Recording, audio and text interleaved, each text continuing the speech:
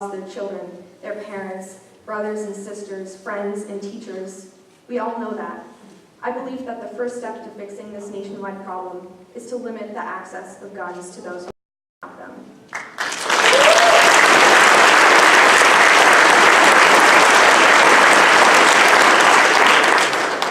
It is a strange concept, valuing the right to have an assault rifle over the rights of millions of students across the country trying to attend school safely. We must change this. We must have a comprehensive plan to tackle this ever-growing issue.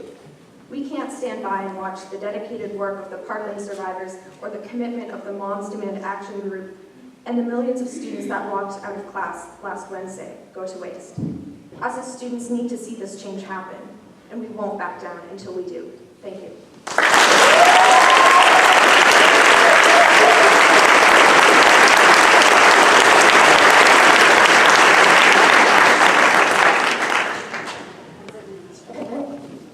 Applause for Judy for doing this mic.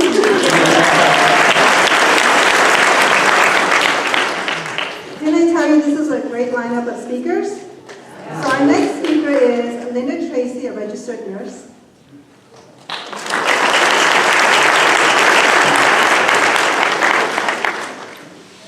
Hi, welcome. I was asked to speak today as a healthcare worker. I am a nurse and have been for 46 years. And certainly this is tied to why I'm here today. I cannot imagine that being present, I could not imagine not being present and being here today on this passionate, emotionally charged issue where, where the pendulum swings back and forth between life and death every hour of every day. We are up against a force that has been too well established for too many years. Sees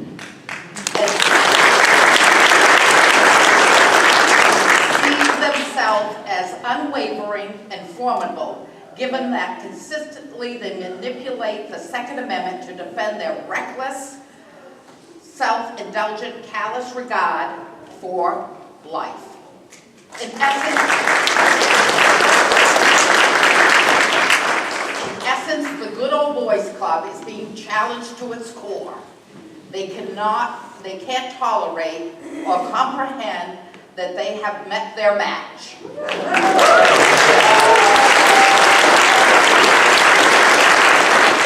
There is a new generation on the horizon, well-spoken, articulate, and well-educated, and we and them are not backing down.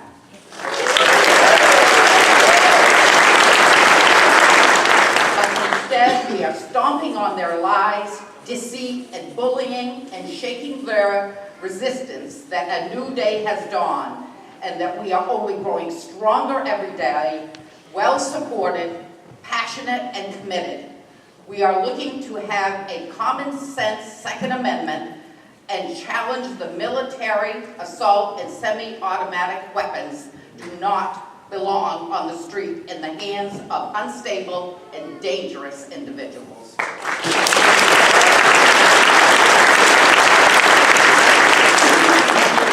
continue to fight for common-sense gun control, peacefully, non-violently, in the spirit of Martin Luther King and John Lewis. We will engage respectfully and responsibly, and we will raise our voices and our hands, and that we will continue to sound the alarm that resonates with all of us today, not one more.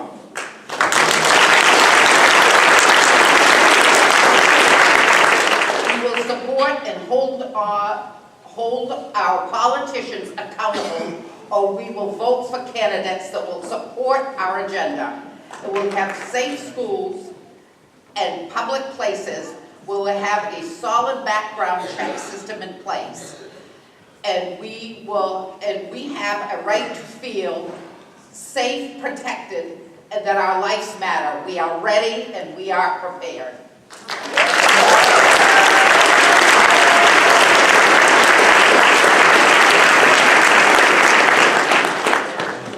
The next speaker is Casey Falkenham, Partners for Peace.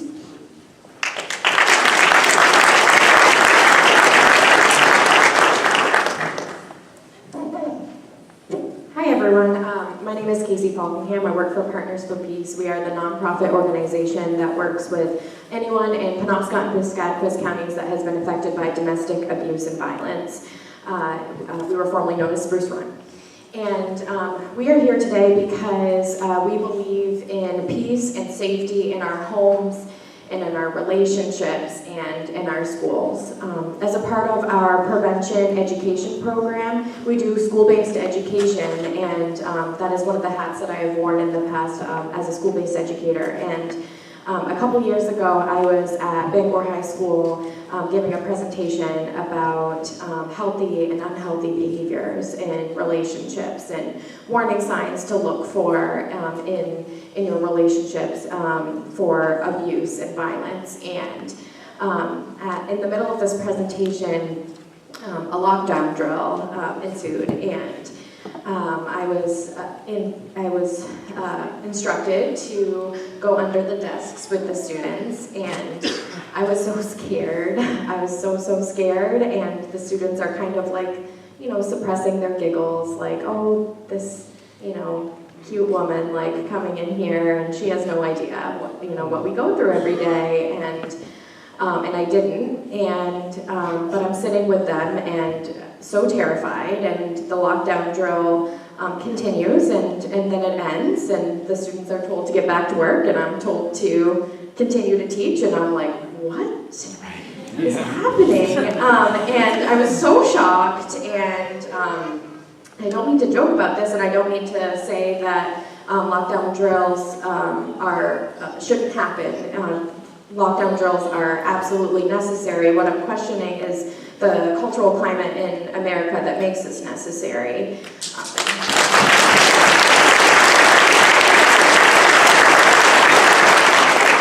I'm so disturbed by how gun violence and violence in general has been normalized, and civilians have absolutely no use for assault rifles. No use for them.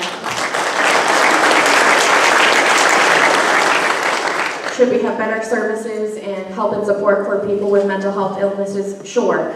The other common thread that I want to talk about in mass shootings is the following.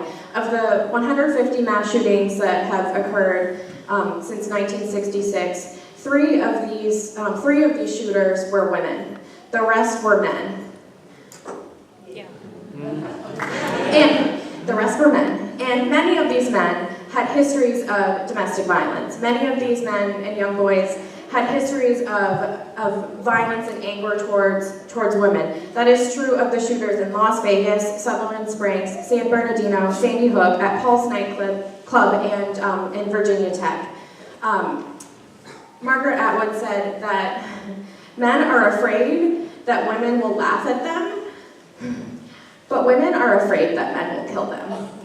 Yes. And when we don't listen to women when they say that they are being threatened by their partners, that they are being threatened that them and their children will be killed, when we do not hold offenders of violence and abuse accountable, they go on to kill masses. We need to listen to women and children, and when I hear things like that youth are our future, surely they are, but youth are affecting change now.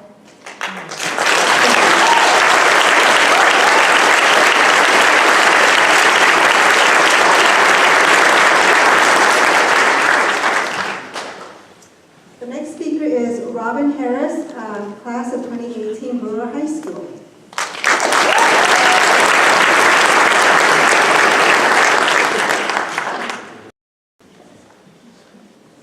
Can you hear me? Hi. My name is Robin. I'm a senior at Brewer High School, and I'm going to be talking a lot about the mentality of kids in schools, of teachers in schools, of parents. So real quick, can kids put their hands up? All right, cool.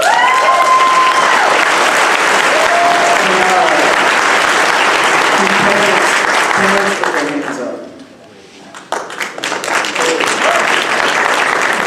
And then teachers, teachers.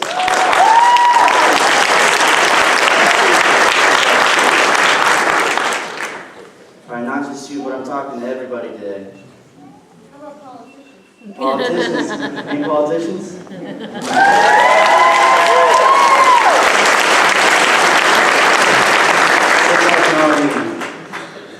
Okay. I come from the generation of technology. I come from the generation of screens. I come from the generation of distractions. I don't know what it's like to go through an entire day without having to check up on Facebook and Twitter and read more of that article stuff than I do a book. I come from a generation where we care more about our social media image than we do about our real image. It just shows that times are changing. But some things, they don't change. We're still all real people. We still have emotions, we still have opinions, and we still all care for one another. And we show that by coming here to stand together in unison.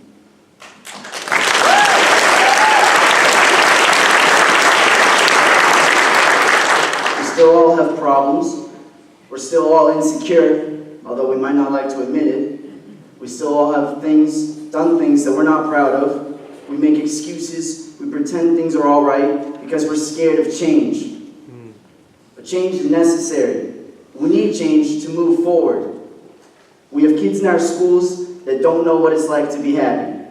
We become products of our environments. And if we come from a sad house, we become sad people. Our mentality is that of a negative. We gossip, we belittle, we complain. But what if we changed how we thought? If we could change our lives from negative to positive? If we could look for answers that money couldn't provide, that politicians couldn't provide, that the material world couldn't provide? It's a mentality change. It's noticing that there's a kid standing out from a crowd.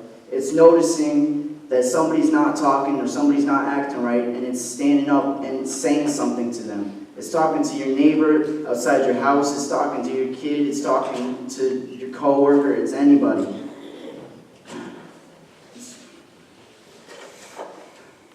What if we chase happiness instead of things like money? What if we tried to be kind to others instead of trying to make them feel worse? If we could change our mentality and we could take steps forwards in schools to go the extra mile and be a little extra kind and spread that love to everybody around us, then we would have less mental problems, less mental breakdowns, less tragedies, less suicide rates.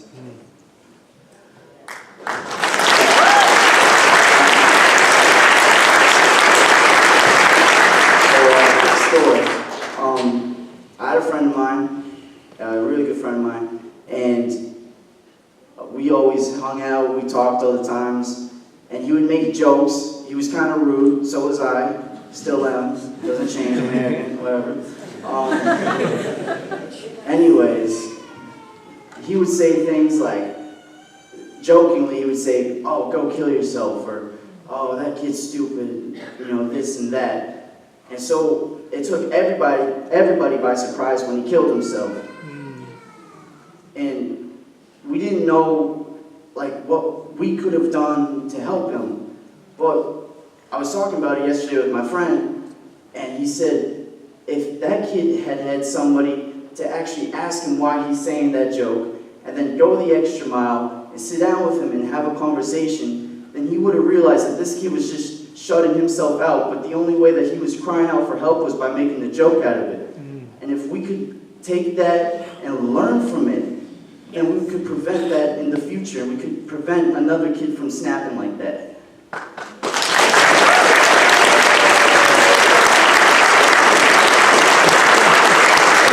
We don't need too many programs. We don't need to single kids out and claim that they're the ones with problems. We don't need to blame just the parents. We don't need to blame the teachers or the kids for lack of noticing. We just have to be kinder to each other. We just have to redefine what makes us happy. And we need to make the mental change to become more mental aware. And if we did that, then we would see a brighter future. Amen.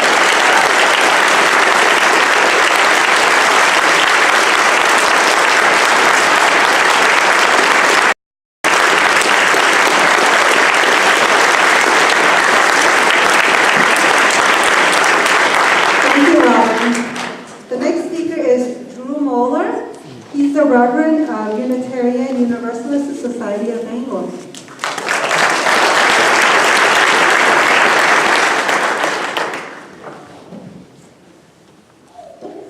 Thank you. I was just sitting here with my colleague, Daryl Lerner, and we were just saying, I was just standing here with my colleague, Daryl Lerner, and we were just saying, you know, we both prepared words, but our young people are outdoing us as preachers today.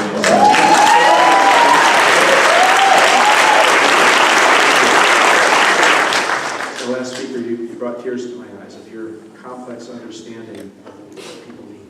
Thank you. Dear friends, it's an honor to be asked to speak to you here today on this important topic of gun violence that is ravaging our country and our world. As a Unitarian Universalist,